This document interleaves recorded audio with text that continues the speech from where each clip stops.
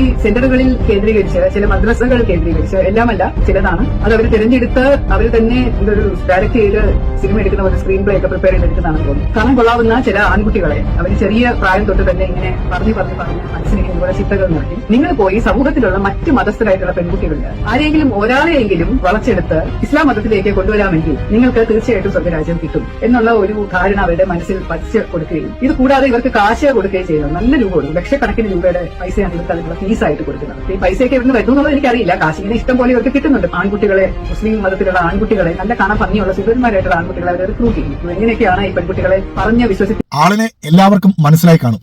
കേരളത്തിലെ ആദ്യത്തെ വനിതാ IPS ഉദ്യോഗസ്ഥ ആർ ശ്രീലേഖ. ഒരു ഘട്ടത്തിൽ കേരളത്തിലെ ആദ്യത്തെ വനിതാ IPS ഉദ്യോഗസ്ഥ എന്നുള്ള നിലയിൽ ഈ അമ്മച്ചിയെ ബഹുമാനിച്ചതിൽ അങ്ങേയറ്റം നാണക്കേടോർത്ത് ശിരസ് കുനിച്ച് അമ്മച്ചിയോട് ഒരു ബഹുമാനവുമില്ലാതെ ചില കാര്യങ്ങൾ പറയാനുണ്ട്. മനുഷ്യനാണ് തെറ്റുപറ്റാം. ആ തെറ്റുപറ്റി അത് സ്വയം തിരുത്തിയാൽ, അത് തെറ്റാണെന്ന് ബോധ്യപ്പെട്ട് ക്ഷമ പറഞ്ഞാൽ മനുഷ്യരിൽ ഉന്നതർ അവരാണ്. അങ്ങനെ ഒന്ന് നിങ്ങളിൽ നിന്ന് സംഭവിച്ചാൽ ഞാനും ഈ പറയുന്നതിന് ക്ഷമ പറയാൻ തയ്യാറാണ്. ആദ്യം തന്നെ അമ്മച്ചിയോട് പറയാനുള്ളത്, മലയാളികൾ ഇപ്പോൾ രണ്ട് തരത്തിലാണുള്ളത്. ഒന്ന് സംഖ്യകളും, മറ്റൊന്ന് മനുഷ്യരും. മനുഷ്യരെ സംബന്ധിച്ച് തലച്ചോറിൻ്റെ ഭാഗത്ത് തലച്ചോറ് തന്നെയാണുള്ളത്. അതുകൊണ്ട് അവൻ്റെ പ്രവൃത്തിയിലും വാക്കിലുമൊക്കെ നല്ല മതിപ്പുണ്ടാകും. സംഖ്യകളുടെ കാര്യമെടുത്ത് നോക്കിയാൽ തലച്ചോറിൻ്റെ ഭാഗത്ത് പിന്നെ അവിടെ ഉള്ളത് ചാണകം മാത്രമാണ്. അപ്പം ചാണകത്തിൻ്റെ ആ ഒരു ലിമിറ്റിലുള്ള ഭാഷയും പ്രവൃത്തിയും വാക്കുമൊക്കെ അങ്ങനെയുള്ളവരിൽ നിന്നും പുറത്തു വരികയുള്ളൂ. അതിൽ പെട്ടതാണ് ഈ പറയുന്ന സംഗിണി അമ്മച്ചി. അമ്മച്ചിയോട് ആദ്യം പറയാനുള്ളത്, ഈ പറയുന്ന ഇസ്ലാം മതത്തിലേക്ക് ഞാൻ 1 കോടി രൂപ ഒരാൾക്ക് കൊടുത്തത് ഒരാളെ ഹിന്ദു മതത്തിൽ നിന്നോ ക്രിസ്ത്യൻ മതത്തിൽ നിന്നോ ഇസ്ലാമിലേക്ക് എത്തിച്ചത് കൊണ്ടോ, ഈ 1 കോടി രൂപ വാങ്ങി ഇസ്ലാം മതത്തിലേക്ക് ആരെങ്കിലും വന്നത് കൊണ്ടോ അവന് സ്വർഗം പോയിട്ട് സ്വർഗത്തിൻ്റെ 7 അയലത്ത് പോലും എത്താൻ പറ്റില്ല എന്നുള്ള കാര്യം ആദ്യം അമ്മച്ചി മനസ്സിലാക്കുക. ഇനി ഒന്നുകൂടി, എന്നെ കണ്ടിട്ടോ പാണക്കാട് കുടുംബത്ത് ഇന്ന് ജീവിച്ചിരിക്കുന്ന കള്ളന്മാരെ കണ്ടിട്ടോ ഇസ്ലാമിൻ്റെ അപ്പോസ്തലന്മാരെ കണ്ടിട്ടോ നിങ്ങൾ ഇസ്ലാം സമുദായത്തെ, മുസ്ലിം മതത്തെ അളക്കാതിരിക്കുക.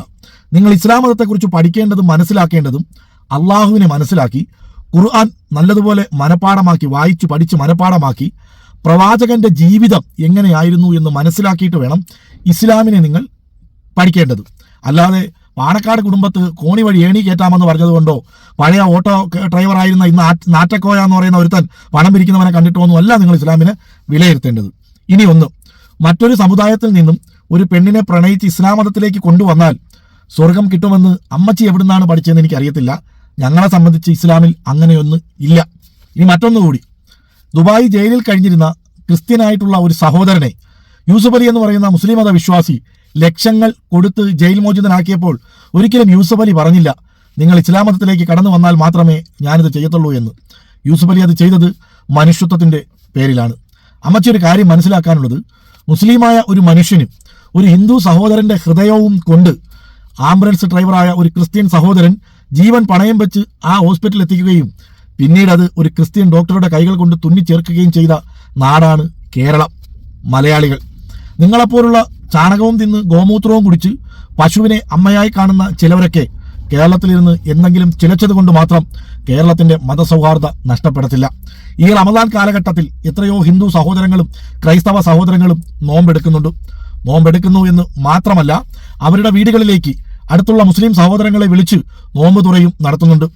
എത്രയോ അമ്പലങ്ങളുടെ സ്ഥലങ്ങളിൽ നോമ്പുതുറ നടത്തി ആ നാട്ടിലെ എല്ലാ മതക്കാരെയും വിളിച്ച് നോമ്പുതുറ നടത്തി ആ നാടിന്റെ മതസൗഹാർദ്ദത ഊട്ടി ഉറപ്പിക്കുന്നുണ്ട്. ഇങ്ങനെയൊക്കെ ഈ നാട് ഒത്തൊരുമിച്ച് സ്നേഹത്തോടെ സാഹോദര്യത്തോടെ പോകുമ്പോൾ അമ്മച്ചിയെ പോലുള്ളവർ ഈ നുണകൾ പറയുമ്പോൾ കണ്ണാടിയിൽ നോക്കണമെന്നൊന്നും ഞാൻ പറയുന്നില്ല. പക്ഷേ ഇതൊക്കെ പറയാൻ വേണ്ടി മൊബൈൽ ക്യാമറയുടെ മുമ്പിലോ വീഡിയോ ക്യാമറയുടെ മുമ്പിലേക്കോ വന്നിരിക്കുമ്പോൾ സ്വന്തം മുഖം തന്നെയല്ലേ നേരെ കാണുന്നത്, മറ്റാരുടെയും മുഖമൊന്നുമല്ലല്ലോ. ഇനി ഇസ്ലാമിനെ കുറിച്ച് ഒന്നുകൂടി പറയാം. ഒരിക്കലും അള്ളാഹു ഇസ്ലാമിനെ കുറിച്ച് മനസ്സിലാക്കാൻ ഒരു മനുഷ്യന്റെ സാമ്പത്തിക ശേഷിയോ അവന്റെ സൗന്ദര്യമോ അവന്റെ മറ്റേതെങ്കിലും ക്വാളിറ്റിയോ അല്ല നോക്കുന്നത്. അള്ളാഹു നോക്കുന്നത് ഓരോ മനുഷ്യന്റെയും ഹൃദയത്തിലേക്കാണ്. ആ ഹൃദയത്തിൽ എന്തുമാത്രം തഖ്വയുണ്ട് എന്നാണ്, എന്തുമാത്രം ഈമാനുണ്ട് എന്നാണ് അള്ളാഹു നോക്കുന്നത്. അല്ലാതെ മുസ്ലിമായ ഇവൻ അന്യമതത്തിൽ നിന്നും എത്ര പെൺകുട്ടികളെ പ്രേമിച്ച് ഇപ്പുറത്തേക്ക് കൊണ്ടുവന്നിട്ടുണ്ട്, എത്ര പെൺകുട്ടികളെ മതം മാറ്റി മതപരിവർത്തനം ചെയ്ത് കൊണ്ടുവന്നിട്ടുണ്ട് എന്ന് നോക്കിയല്ല സ്വർഗവും നരകവും നിശ്ചയിക്കുന്നത്. അമ്മച്ചിയോട് പറയാനുള്ളത്, ഈ ഗോമൂത്രവും കുടിച്ച് ചാണകവും തിന്ന് പശുവിനെ അമ്മയായി കണ്ട് സമയം ചെലവഴിക്കുന്ന വേളകളിൽ ഒന്ന് യൂറോപ്യൻ രാജ്യങ്ങളിലേക്കൊന്ന് നോക്കുക. അവിടെ കോടാനുകോടികൾ സമ്പാദ്യമുണ്ടായിരുന്നവർ അവർ അള്ളാഹുവിനെ മനസ്സിലാക്കി, പ്രവാചകന്റെ ജീവിതത്തെക്കുറിച്ച് പഠിച്ച്, ഖുർആൻ എന്തെന്ന് മനസ്സിലാക്കി പഠിച്ച് മനഃപ്പാടമാക്കി ഇസ്ലാമിലേക്ക് ആകൃഷ്ടരായി ദിവസവും നൂറുകണക്കിന് ആളുകളാണ് ഇസ്ലാമിലേക്ക് കടന്നു വരുന്നത്. എന്നിട്ട് അവരുടെ കയ്യിലുണ്ടായിരുന്ന കോടാനുകോടികൾ എഴുതി തള്ളി. കാരണം അവരത് സിനിമയിലൂടെ, മ്യൂസിക്കിലൂടെ, സംഗീതത്തിലൂടെ അല്ലെങ്കിൽ മറ്റേതെങ്കിലും ഇസ്ലാമിക വിരുദ്ധ പ്രവർത്തനങ്ങളിലൂടെ മുസ്ലിം ആകുന്നതിന് മുമ്പ് അവർ സമ്പാദിച്ചു കൂട്ടിയതാകാം.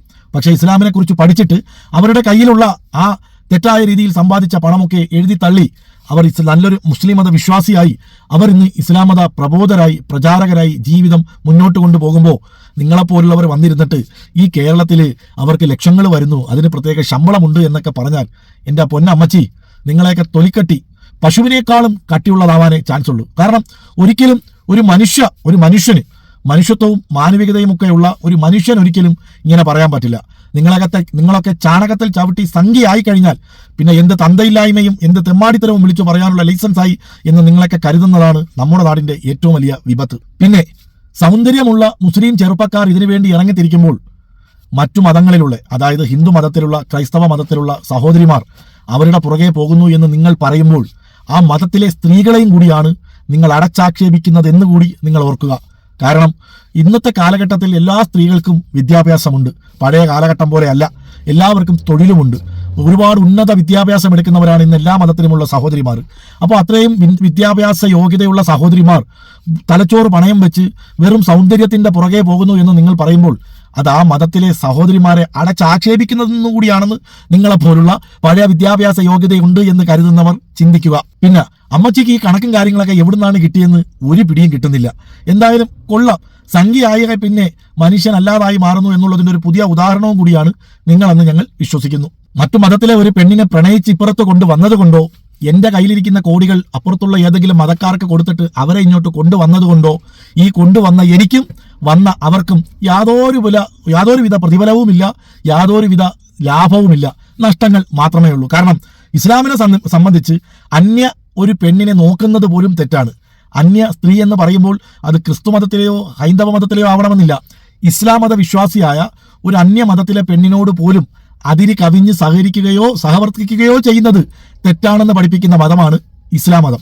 അപ്പൊ അങ്ങനെയുള്ളപ്പോൾ അന്യമതത്തിൽപ്പെട്ട ഒരു പെണ്ണിനെ പ്രണയിച്ച് ഇപ്പുറത്തേക്ക് കൊണ്ടുവന്നാൽ സ്വർഗം കിട്ടുമെന്നൊക്കെ പറഞ്ഞാൽ പിന്നെ നിങ്ങളെ കുറ്റം പറഞ്ഞിട്ട് കാര്യമില്ല. കാര്യം എന്താണെന്നറിയാവോ, എന്ത് തെമ്മാടിത്തരം കാണിച്ചാലും ലീഗിന് വോട്ട് ചെയ്താൽ കോടി വഴി സ്വർഗത്തിലേക്ക് എത്തിക്കാമെന്ന് ഇസ്ലാമിന്റെ ഒരു കൂട്ടർ ഒരു സ്ഥലത്തിരുന്ന് പുലമ്പുമ്പോൾ നിങ്ങൾ വിചാരിക്കും ഇതൊക്കെയാണ് ഇസ്ലാമെന്ന്. ഒരു കാര്യം മനസ്സിലാക്കുക, ആ കള്ളന്മാർക്ക് ഈ ഇസ്ലാമുമായിട്ട് ഒരു ബന്ധവുമില്ല. അവർക്ക് എന്ത് തെമ്മാടിത്തരം കാണിച്ചാലും ഈ ഇസ്ലാം മതവും ഈ പറയുന്ന സ്വർഗവുമൊക്കെ ഒരു മറ മാത്രമാണ്.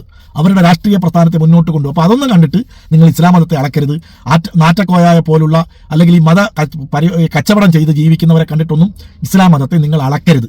ഇസ്ലാം മതത്തെ നിങ്ങൾ മനസ്സിലാക്കേണ്ടത് അള്ളാഹുവിനെ കുറിച്ച് ചിന്തിച്ചും പ്രവാചകന്റെ ജീവിതചര്യകളെ കുറിച്ച് ചിന്തിച്ചും ഖുർആൻ നല്ലതുപോലെ മനഃപ്പാടമാക്കിയുമായിട്ട് വേണമെന്ന് ഒരിക്കൽ കൂടി അഭ്യർത്ഥിക്കുന്നു. പിന്നെ പറഞ്ഞു പോയ തെറ്റ് നിങ്ങൾ തിരുത്തിയാൽ നിങ്ങൾ നല്ലൊരു മനുഷ്യ സ്ത്രീയാണ്.